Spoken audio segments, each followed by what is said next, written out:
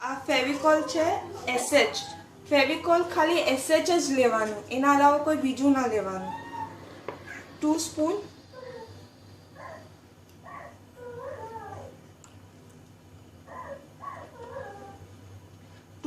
फेविकॉल नहीं, जितनों फेविकॉल लेवानो इतनों ज cornflour लेवानो. Cornflour.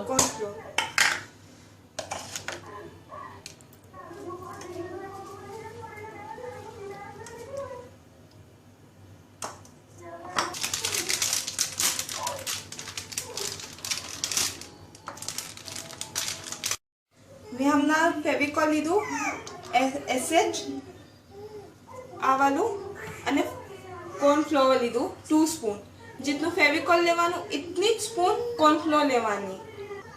હવે મેં ગ્લિસરીન લઈ રહી છું, ખાલી આનું કેપ જ, બસ વધારે નહીં. ગ્લિસરીનથી સ્મૂથ થાય ડો. 2 ડ્રોપ્સ લેમન.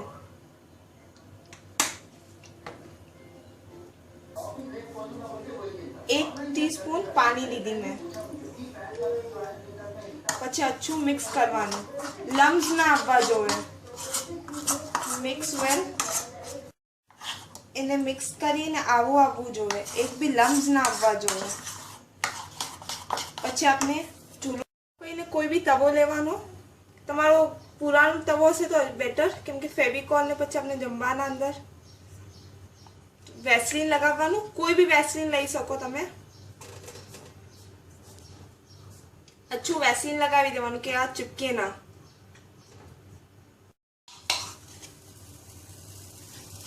આને પૂરું આના અંદર નાખી દેવાનું. વધારે ટાઈમ કૂક ના કરવાનું કે હાર્ડ બની જાય ડો. ખાલી 5 મિનિટ. હાર્ડ બની જાય ડો, ખાલી 5 મિનિટ.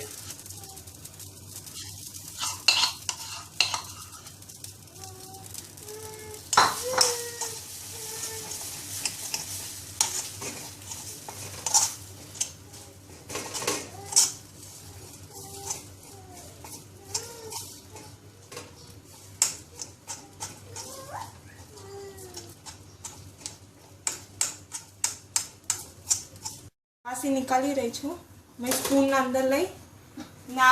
पॉलिथीन बैग लेवानी ना पर पहला पूरा अच्छું વેસલીન લગાવી દેવાનું, ચીપકે ના.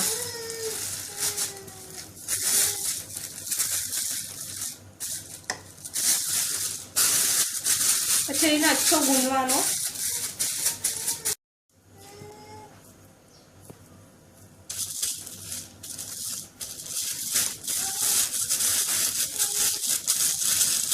તમે કોઈ બી ચીઝ બનાવો તેના અંદર જે લમ્સ આવી જાય, જેમ આપણે આટો પલાળ તો આવી જાય એમ ના આવવો જોઈએ. તો લમ્સ આવી જાય તો આપણે બનાવી નહીં શકો કંઈ બી ફ્લાવર કે કંઈ બી હશે તો. તમારો ડો રેડી છે. અચ્છો ગૂંદો, હાથમાં ચીપકવો ના જોવે. હાથમાં જ્યારે આપણે ગૂંદીને થેલીમાંથી ઉઠાવો તે વારે આપણા હાથના અંદર ફૂલ વેસલીન લગાવી દેવાનું, તો આપણા હાથમાં ચીપકે નહીં. ને હવે તમારો ડો રેડી છે. આને કોઈ બી એરટાઇટ પ્લાસ્ટિકના અંદર યા ડબ્બાના અંદર મૂકી દેવાનું અને હવા ના લાગવી જોઈએ. હવા લાગશે તો આ સુકાઈ જશે.